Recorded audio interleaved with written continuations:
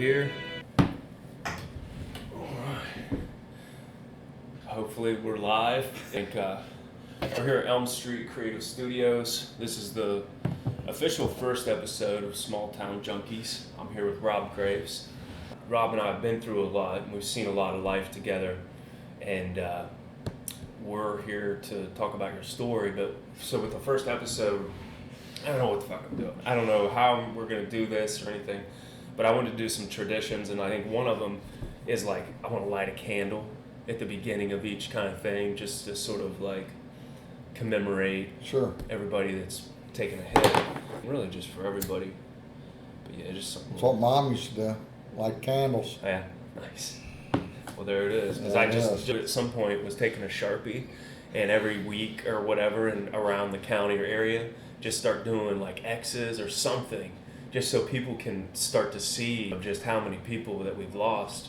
Right. I mean, in the last 5 years between you and I, we'd be pretty deep. Right. There's a rehab up in Piketon, and they have a wall that's covered with photographs of people that have gone. Right. You know. Well, as I'm sitting here and I'm realizing that people are probably watching online, there's not really any good way to get into this, but when we had talked, Rob had lost some people in his life, and we're going to get into that whole story.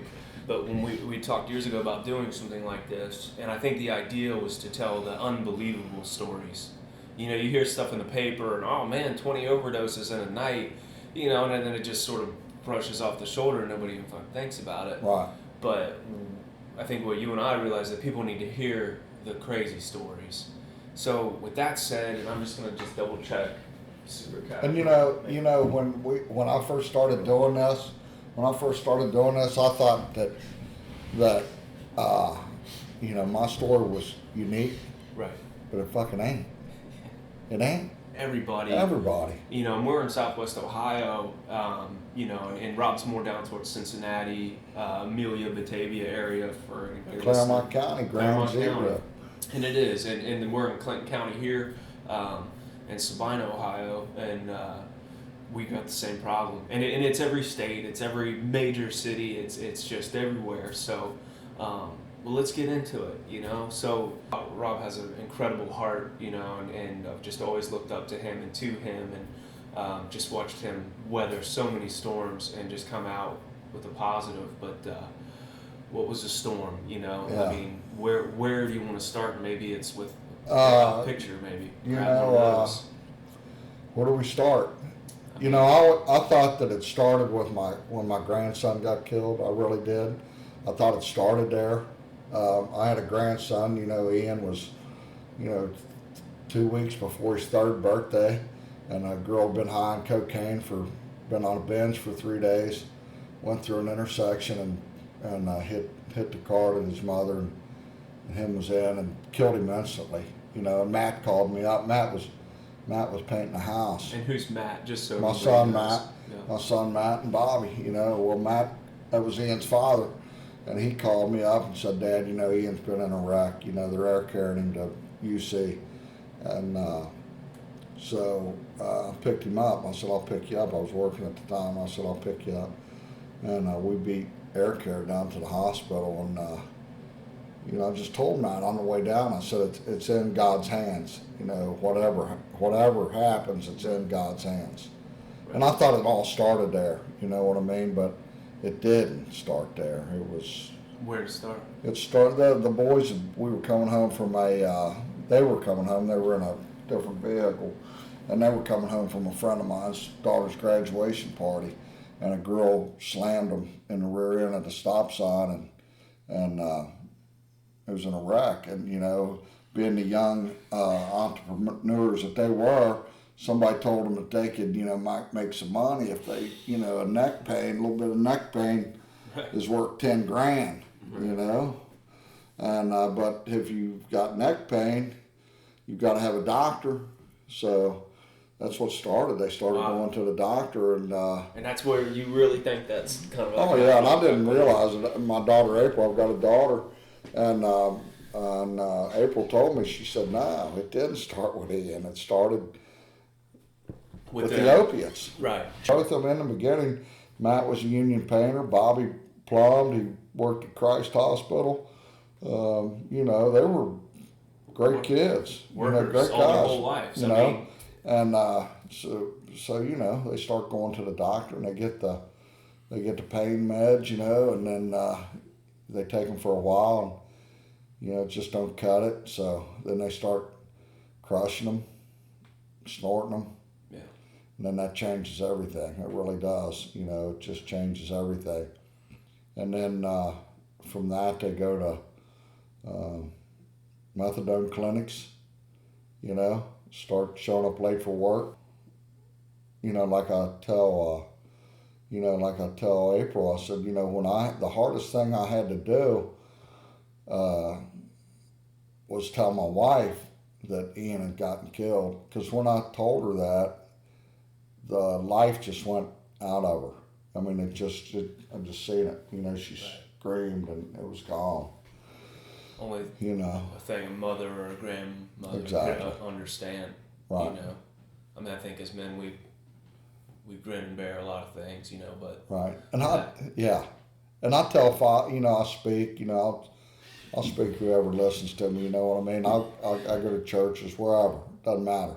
And I tell people that. I tell people that, you know, as fathers, and you know, we'll be the first one to say, hey, you know what, man, Matt hit a grand slam or had a no-hitter, or Bobby had 4 touchdowns, you know what I mean? And I know a lot of other fathers are like this too, you know, but we're the last ones to talk about our kids are shooting dope. Right. You know, my kid's got a drug problem. What can I do about it? Right. You know, what can I do about it? And why do you think that is? Why do you think that it's for? Well, I think it's we leave it to the mothers, right? So we put all that on the mothers, you know, because they're home with them. And, you know, I got to work. You know, you can deal with it. Right. You know, right. And you know, and I don't know why that is. I think you know, I think it's just bred into us that you know, it's in our DNA that, you know, we go out, we work. You know, mom stays home, take care of the family, and I don't know why that is. From there, and let's just talk about Matt. Yeah, you know, watching Matt, I couldn't have been more proud of him, what he was doing, and because I didn't know that the drugs had gotten, you know, to that point. Yeah. Really, you know. Let's show that picture of Ian. Like, since we're talking about it, if you don't mind, Rob brought some photos in, and I think it's going to be super important for everybody to see that. I mean, it's one thing to talk about it, man, but when you... Yeah. So when I do talk, you know, I got to take my boys with me. Yeah. So, yeah, that's Ian. He was something. So, yeah, after the funeral, you know, Matt, actually, you know, Matt was dating a girl, and, you know, they got pregnant right away. So we had another little bundle of joy come in our lives, you know, Maddie. Right. But so Matt, you know, had that to deal with. So, but then it was a building drug problem, which I still didn't know a whole lot about. You know what I mean? I still didn't know a whole lot about. Right. And so from there, he started, you know, he was still working. Yeah. You know, he was still working and doing what he had to do, you know.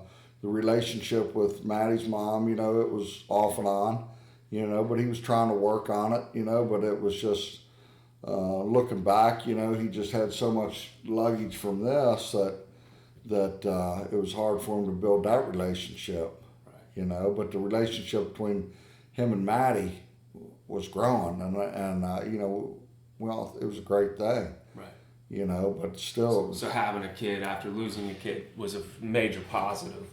I thought it was. Right, you know, right. And I thought so too. And I thought it was for the rest of us. I thought it was for the rest of us. Oh, blessing. It was for me, sure. But I guess, you know, maybe I had a different way of dealing with it. I don't know, but so Matt continued to work, but then he started, you know, go to the methadone clinic. You know, the methadone came into it and then also he started, you know, going to Life Point Solutions, which is a group of doctors, you know, and he was working on his problems, Right. you know, but Right. but they were, you know, Adderall and a lot of different other drugs that he was taking, you know.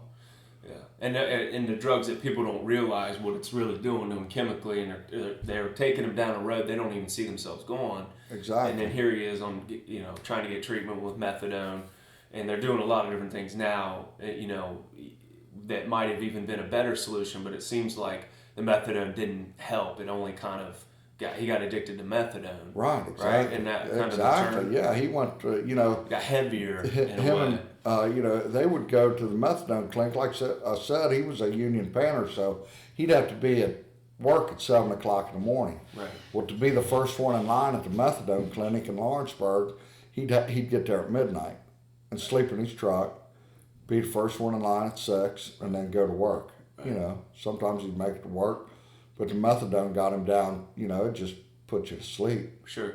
You know. Yeah, put you right. And that went on for a couple of years. He did that for a couple of years. Him and Bobby both. And I did. You know, I knew they were going to methadone clinic, but I didn't know it was to that extent. You know, I guess I was just, you know, wrapped up in what I was doing. You know. Well, that's hard because. And they kept. You know, they just. Well, they secret. kept it. They kept it quiet. Right. They really did. It wasn't like, you know, they was out on the countertop crushing pills and talking about going to the clinic. So this is Matthew. You know, and I'll tell people too. These are all. You know, Matt was played baseball, football. Yeah. You know. We'll show some close-ups. You know. Well, let me tell you what I think about your son. This guy. Okay, this guy. I met him, and I thought he was the most. He reminded me of Matthew McConaughey, and I tell that people when I tell his story, you know, all the time. He was just this charismatic guy. Women loved him, and he'd do anything for anybody. He's the kind of guy, and I heard this. Someone say this about you, I think, but you're the kind of guy that somebody can call and ask for a favor, and you just say when and where.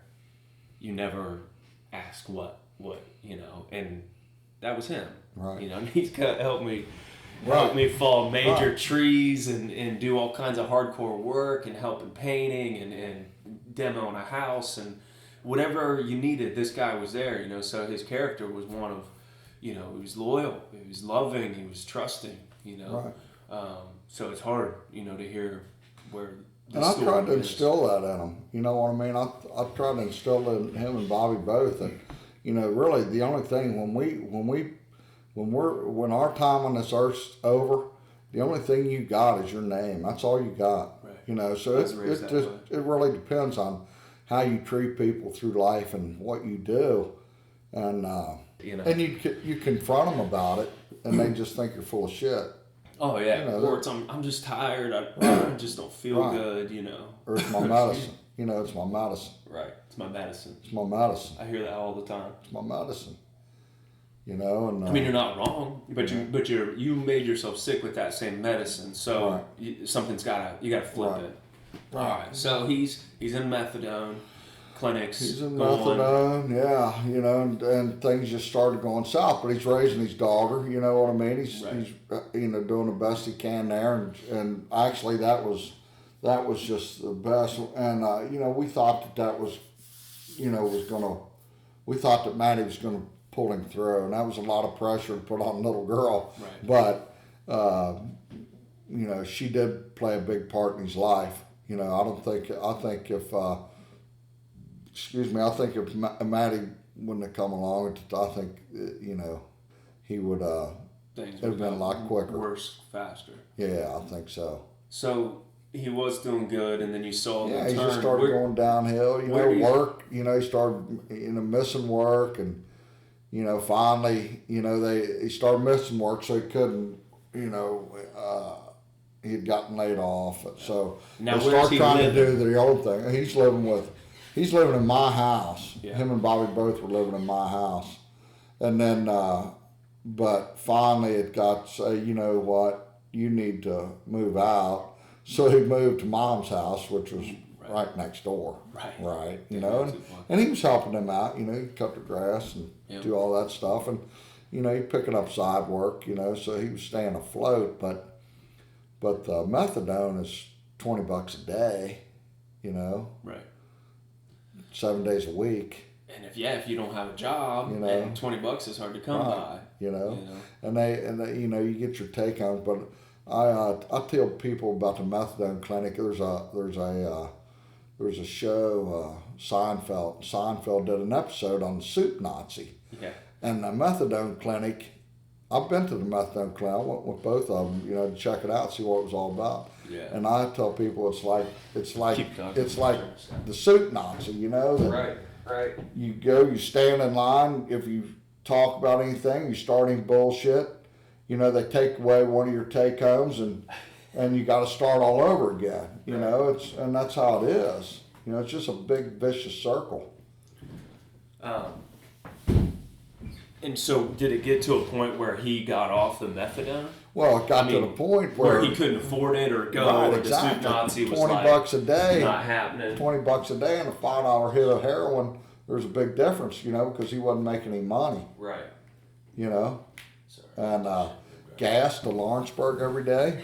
He drove a pickup truck, gas to Lawrenceburg every day, and so he'd go all the way to Lawrenceburg. he'd go all the way to Lawrenceburg. Now, was there a reason why he went all the way there, or was that was the only clinic? That was, I guess, it was the only clinic. Now, Bobby started using a clinic up around Children's Hospital, and he started going to a clinic there after Matt had died.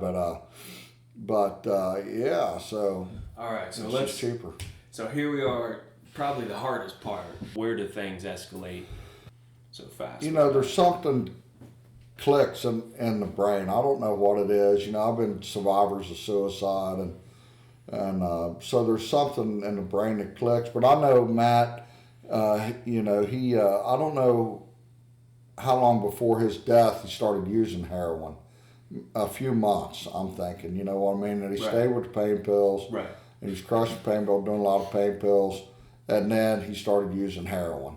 Right. And it was a bright sunny day. It was a bright sunny day, Sunday morning. And Matt had been having trouble with his own hygiene. He was using and so his own hygiene was starting to, you could see he wasn't just taking care of himself. And like you said, look at him, right? Right. So imagine this kid with shagged out hair and friggin' dark ass circles under his eyes, as black as my shirt. Right. And then his daughter, as much as he loved his daughter, he would just, she wouldn't get a bath a night. So, that Sunday morning, I've been getting some phone calls from Maddie's mom, saying, why can't, he sent her home and she hadn't had a bath for 2 days, So I was up his ass about that, hey, right. You gotta give her a bath, Right. I said, I told him, I remember saying, there's nothing wrong with being poor, okay? There's nothing wrong with being poor. But it doesn't, you can be clean, right? Yeah, you got clean yourself up. Right. Clean yourself up. Take care of your daughter. Right. And so his mother and I, it was not, like I said, it was a nice day, and I told, I said, hey, let's take Maddie and we'll take her up to Mike, my buddy's house, and up to the farm and spend the day. So we left. And that's how I left him. Those were the last words that we had, was, Dad's chewing my ass again. Yeah. And so we left, and so it was just him and Bobby at the house.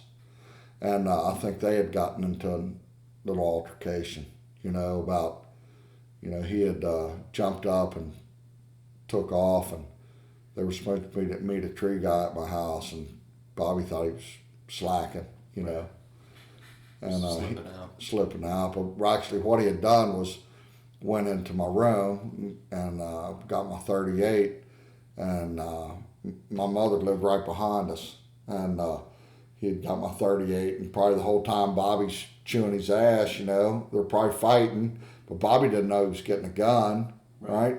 So he gets out of my house, walks over to Mom's, And Bill's mom, Sunday morning, And this is Matt walked. Matt's going over to Mom's house, and Sunday morning, they're sitting there watching Sunday morning or Right.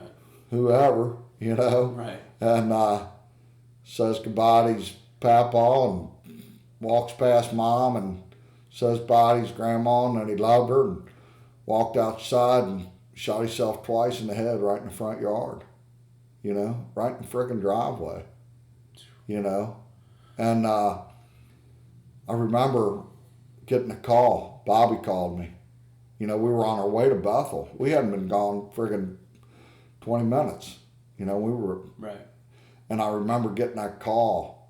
And when the phone rang, as soon as the phone rang, I looked in my rearview mirror, and Maddie was in her car seat. Now, she's 3 years old now, almost 4.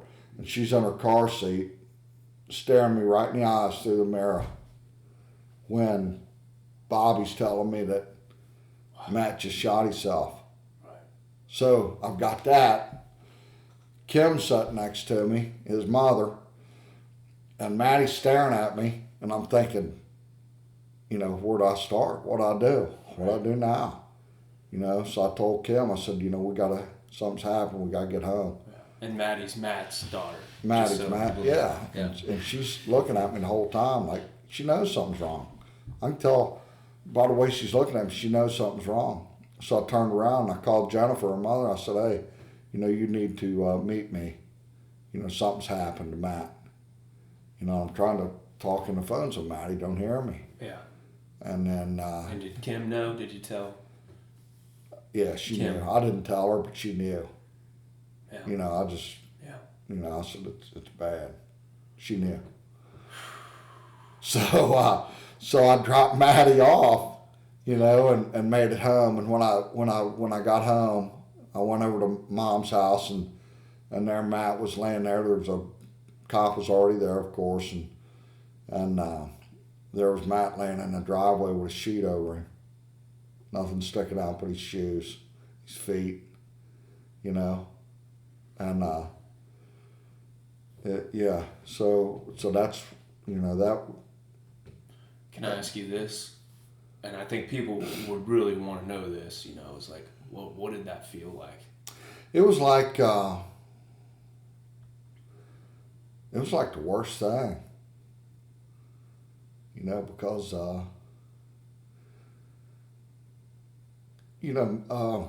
me and Matt were great buddies. We really were.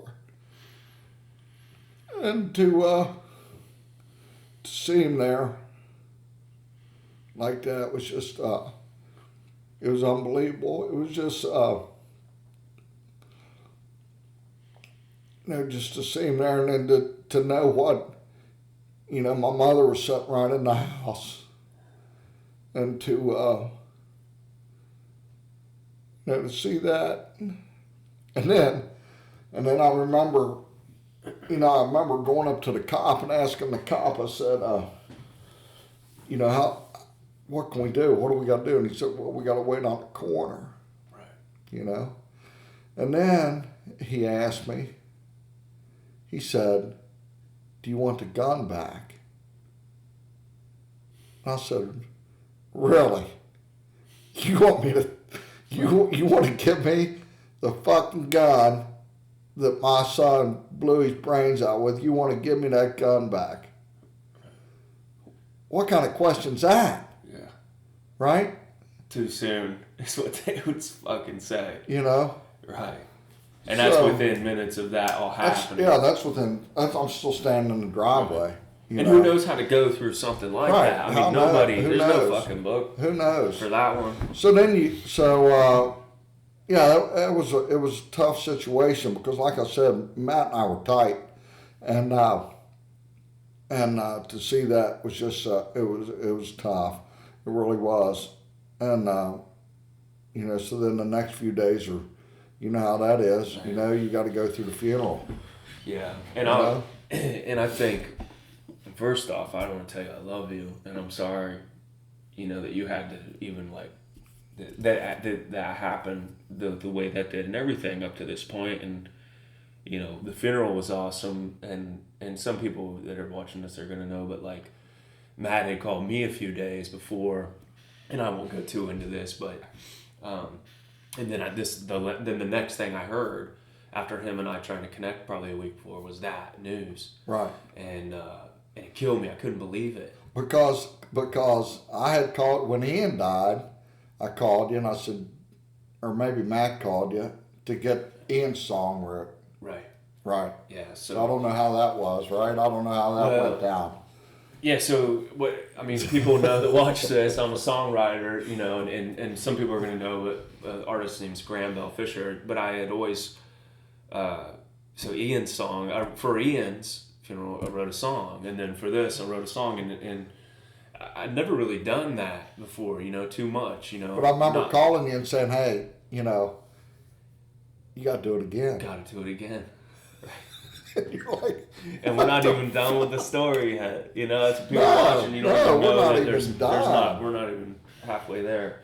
But anyways, the songs are wrote, and one of some of them. But I didn't call you because you were a songwriter, right? No. I called you because he's like a I brother, love you. and I love you too. Right. And this guy's like a brother to me. And the one thing that happened, I was at Betty's, I was fine. You know, I hadn't seen the family in a little while, you know, and but coming back into that and going over to your mom's, I was fine. I'm like, I'm gonna be solid. I'm gonna be okay. I'm gonna be the one that can just come in here and be okay. And I was for about 45 minutes. And Steve was there, your brother, Right. and Betty, and I can't remember who else, but I'm sure someone. And I had went into Matt's room where he was staying there, and I saw his Marlboro Reds and just some things, you know, the everyday things back to his table.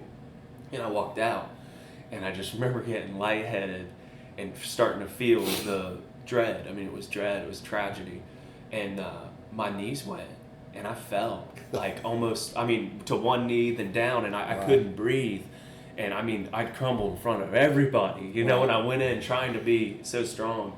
And I just kept saying to myself, I could have done something, you know, because he had contacted me a week before, and I could have done something. I just kept saying that kind of under my breath, but out loud a little bit. And that's when Steve put his hands on me, and he just started laughing at me. He's like, you can't stop the river. And I was like, there's the fucking song. That motherfucker, he knew. Matt had called me, and I knew that it would show up, but that's how my life and energy works, you know, and he showed up right in that moment, and right then I knew that that's why I had gone down there, you know, because it wasn't the day of the funeral. I needed to see that it happened, and it was real, and that I'd lost this person that would mean so much to me. And anyways, there's a song called The River, and it really does sum Matt up, I think, in a great way. You know, in that song, Maddie, you know, I take her, and you know, I don't know what kind of, this little girl's got such a big soul, you know. Matt's all in her, you know. So I'm taking her to her soccer game one day, you know, and I got a CD laying on my truck, and then she says, "Is that my daddy's song?" I didn't even know she knew about it, right? I didn't know. She's 5 years old, 6 years old. I didn't know it. And we're going to her soccer game, you know, and she goes, because I've always said, hey, you know, I'm going to be honest with Maddie. I'm not going to hide nothing from Maddie. You know, she asked me a question, I'm going to do my best to answer. So she says, is that my daddy's song? And I said, yeah, it is. She said, can we listen to it? I'm driving. I got chills all over my. You know, I'm driving down the road, right? We're going to her, so can I listen to it? And I said, yeah, sure. You know, we'll listen to it. And we put it in. And we're both just looking out the windows, and we're both crying, you know, and I asked her, I said, would you want me to stop? You know, you want me to quit playing it? She said, no, Papa.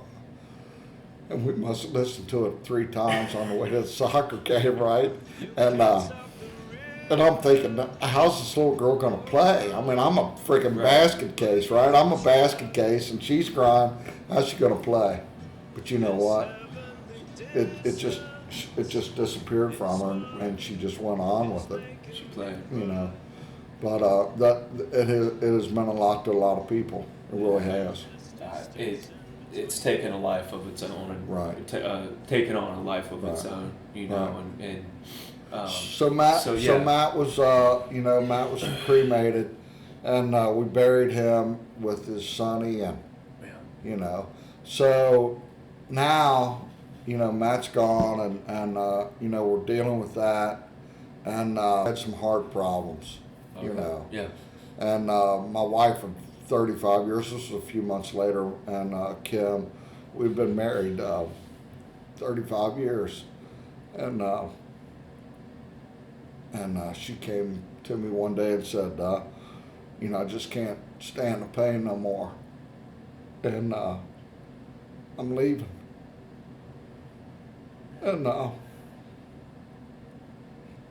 you know, I thought the world was over, you know, but so it was just me and Bobby. You know, she left, and she was going back to Wisconsin, where she was from, her family was from, and so it's just me and Bobby.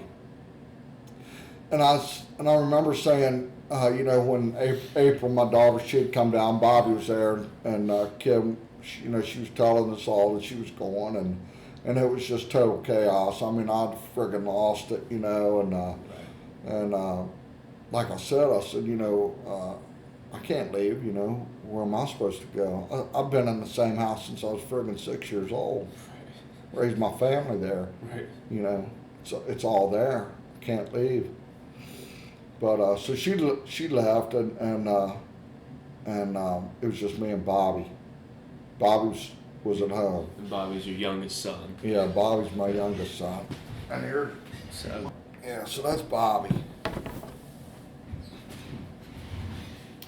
yeah, so let me tell you my impression of Bobby. You know, it's my experience, but same thing. Matt and Bobby. I mean, and they just went together, and they were always Matt and Bobby, right? Right. Never usually Bobby and Matt, and Matt was the older brother, and every time I came around, like to me, he the kindest, most gentle soul. You talk about hugs. I mean, you give some great hugs, but this guy, he would snatch you up, and he was a little bit bigger guy, carried himself a little bigger, and towards the end, you know, got even probably the biggest that he'd ever had been.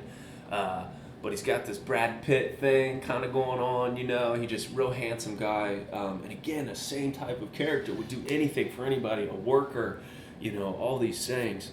But here we are, and for anyone that might be skipping forward or anything, but Ian is gone, who's your grandson. Your oldest son is now gone from pills to methadone, brought on to heroin to suicide. And then it's you and Bobby. Your wife decided she can't stay anymore, handle it. So now it's you and your youngest boy. Bobby. So okay, so it's me and Bobby, right? And Bobby, I knew Bobby was struggling with heroin, but Bobby was different. Bobby, I never had to worry about Bobby making a paycheck. You know, Bobby worked at Christ Hospital, man. He had a condo, and you know, he was doing all the things. You know what I mean? Yeah, he always had it together. He always had it together. You know, I knew he had a drug problem, right? I knew he had a drug problem, and he was straight up with his drug problem. You know, but he was working on it. He was going to recovery, and he'd been sober. Right. He was in and out of sobriety. Okay, just like I know now, everybody. That's what happens, right? But my thing was always, hey, just quit the shit. You know what I mean? Just give it up. Right. But it ain't like smoking cigarettes. Shooting heroin ain't like fucking smoking cigarettes. No. Or eating too many cheeseburgers during the day, right? It's fucking, this is life or, heroin is life or death. Yes, it is. Right. All I didn't fucking know joking that. aside, yeah. That's true. Deadly. So, you know, he was, and so working all my life, and, you know, Kim took care of everything. You know, she took care of all the bills and everything. I didn't know shit, dude. I didn't know One day, My the wife fucking, does the same thing. So. and it's still like that. I guarantee it's fucking still like that. Hey, I didn't know when the car payment was due. I didn't know when the house payment was due. I didn't know. So Kim laid all this out for Bobby. She laid it all out for him. So Bobby took care of it. Knew what day my check went in. You know, everything. Right. And it wasn't bad. You know what I mean? It wasn't bad. Right. But it was bad. And I didn't know a friggin' thing about it, dude. I didn't know that he had taken my credit cards and forged his name and got a picture ID and stole everything that I had. I didn't know any of that.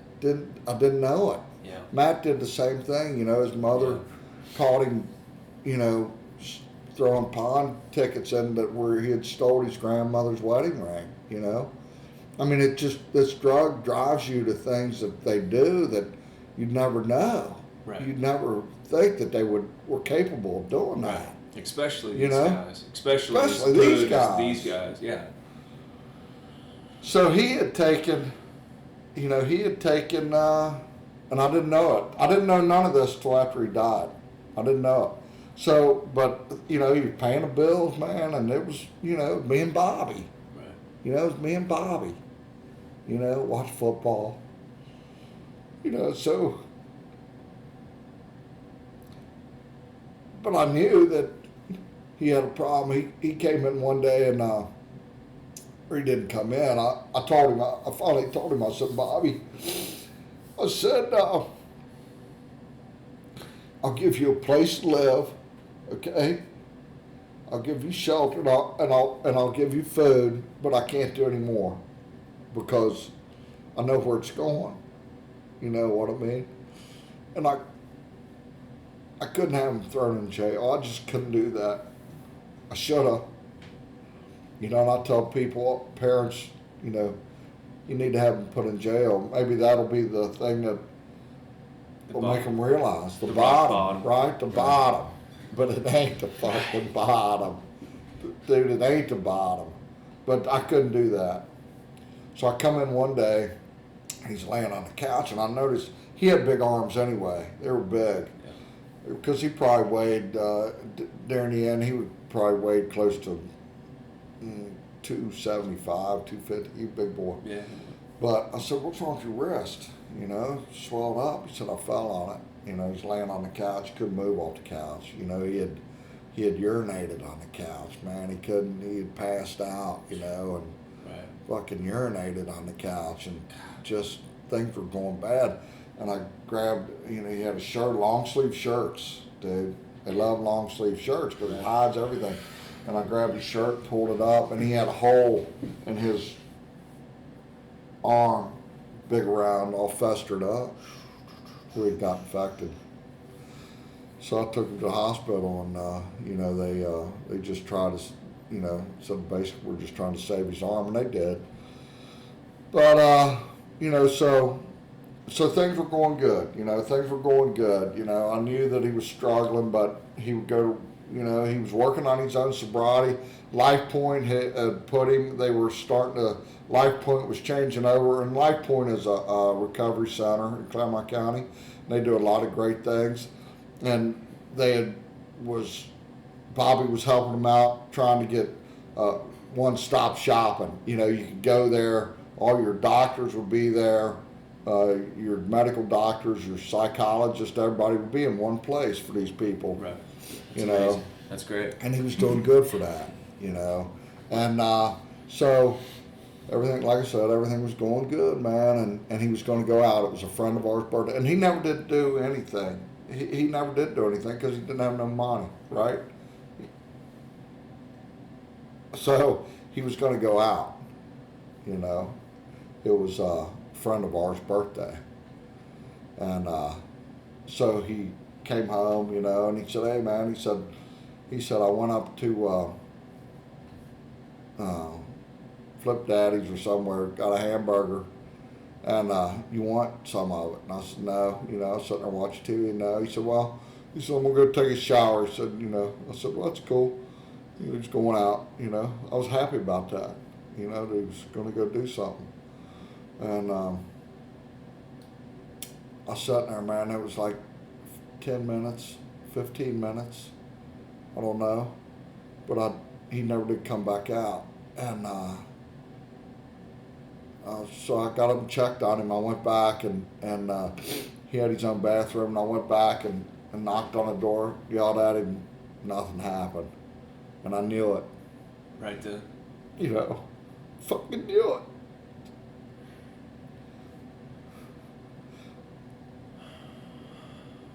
So I got the door open. And there Bobby laid on the floor. Needle still stuck in his arm. You know, blue. You know, I called 911 and started working on him. And this was before Narcan, right? Narcan had just come into play. You know, it was still, was the government go, you know, what are we going to do about these? It was starting to be, you know, what are we going to do about all these addicts, you know? Yeah. People were dying in the street. What are we going to do?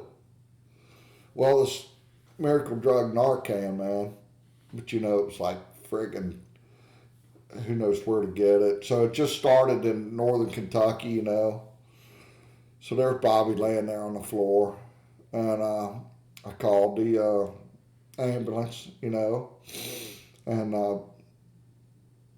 it just so happened that I'd started dating a childhood friend of mine, and she had pulled up in the driveway, her and her sister. They'd been out, and she came home to that, right? And the ambulance pulling up in the driveway, and them loading Bobby up. And I remember everything being so quick, you know, and I don't even know if they had Narcan at that time. Right. And took him to the hospital, you know, and Kim was in Wisconsin, and fuck, I got to make all these phone calls again. Right? I got to make all these friggin' phone calls again. You know? Bobby's gone. And, you know, they worked on him. You know, and the doctor came out, and I said, you know, he said, there's nothing I can, you know, he said, we've tried to revive him. There's just not been a heartbeat. And, you know, we could keep him, what we're doing, we got him on a ventilator, basically, you know. We're pumping air into him, but as soon as we pulled him off the ventilator, so I said, you know, what would you do if it was your son laying there, you know? And he said, I would, you know, there's nothing more we can do. And I said, well, then that's it, you know? So it's over, you know, another funeral. I think the reason that I'm doing this, as we're doing this and doing this thing, is I think so the families like yourself, in that moment, I think it would be important for you to talk about, were you embarrassed? Like, because I hear from families all the time that they have nobody to turn to. This thing just keeps eating away at everything that they love and they've raised. And what can you say to the people that are going through this? Because Narcan, you know, they're working on that being available and stuff. But just as it got you right here, I think that is the most important thing for you to say. At the time, there wasn't, through Matt's addiction and Bobby's addiction, there really wasn't a whole lot of information. There really wasn't. Narcan hadn't come around now, or then, and but now, you know, if you've got a son or daughter that's an addict, if you don't have Narcan in your medicine cabinet, you need to get it, because it's so easy to get. Right. You know, you can go watch a video and it's a Kroger, right? Yeah, they're passing out Narcan now like Skittles. Right. Really, you know, I mean, you can get it. Right. And if you've got a son or daughter that's an addict, you need to go get it. And you feel like that would have saved his life? I think if I don't know. I don't know if it would or not. Yeah, it's kind of a, I don't know. That's kind of a dumb question. Anyways, I don't know, but I don't know if it would or not. Right. It was 10 minutes, okay? So, but he went up there, got him a hit. So he had been sober, okay? He had been sober. So what happens, he's sober, and this was before fentanyl, okay? Right. Heroin. So he had been sober, so what he's thinking is that he can take the same amount that he was before he sobered up. So he'd been sober maybe for a couple months or a month or a week, whatever, right? And so he thought that he could take the same amount. Well, he did take the same amount, but what we found out, that it was laced in fentanyl. And that's when fentanyl started coming into the picture. And the body can't handle it. I mean, it just literally, the respiratory system is just gone. It slows you down to So crawl. he didn't know, like I said, the needle was still stuck in his arm, so he didn't know. Right. How far it was going to take. He didn't know. He didn't know. What's really crazy, and I think what people maybe appreciate about this, is how close this really is I'm not some stranger interviewing you. I'd gotten a call from Bobby. He was going out that night, and he was coming to Southgate House to see my rock show. And I have a voicemail from him, probably right before he got in the shower. And I'll even play it, over this, if you don't mind, maybe so people can hear it. And I've never heard it. The last thing he says is, "Love you, brother." And I played it at the funeral. You might not remember that, but it was right before I played Bobby's song. So we got Ian's song, we got The River, a.k.a. Matthew's song, and then we got Bobby's song. Yeah. And I love you. We could have an album. But these songs, they're around, and really what I think they've done for us, and really for me, it helped me deal with it, but I think it helps. They're like photographs. It helps us try to remember the good in these people. And right. And that's what I tell people, I can't express how my life has changed. I really can't. These young men have taught me more in their death than I thought was possible for a fat old guy to learn, really. I really did. But they truly have. They've taught me a lot, and they've put me in touch with probably the most spiritual people that I've ever met, right? Right.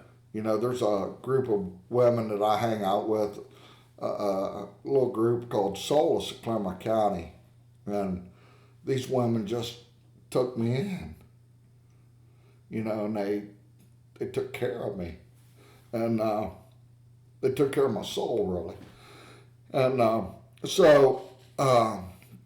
and I tell people when I talk, these boys' lives were like just a 12-inch ruler, okay?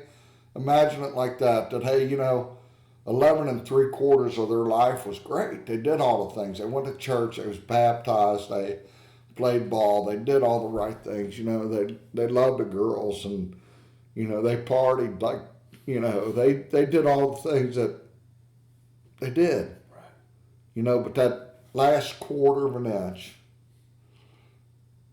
was shit, and that's what they lived and died by, was that last 1/4, and but don't forget the 11 3/4. Right.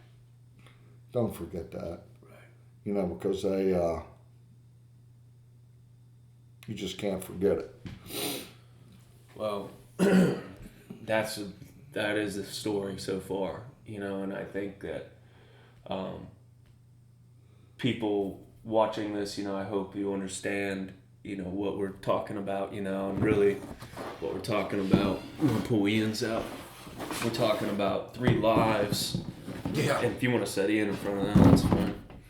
3 amazing lives of people, and I think when you see it laid out, and it all came from a man, and a family, and to deal with something like that, it's the best way to not deal with it, or to not even go into that world, is to stay the fuck out of it. Right. Out of that world if you're on pills. And I think Rob has been running around since all this happened, and working on his soul, obviously, and finding groups and things like that. But real quick, what do you feel like is an answer for families right now, and then really for the people that are recovering? And you've talked a little bit to me about that. But what do you see working? Because there's no answer. There's no answer. Let's be fucking clear about that. There's no answer. But what seems to be working is peer support. You know, that group Solace, you know, we've got some terrific young people in that group, recovering addicts, right? Right.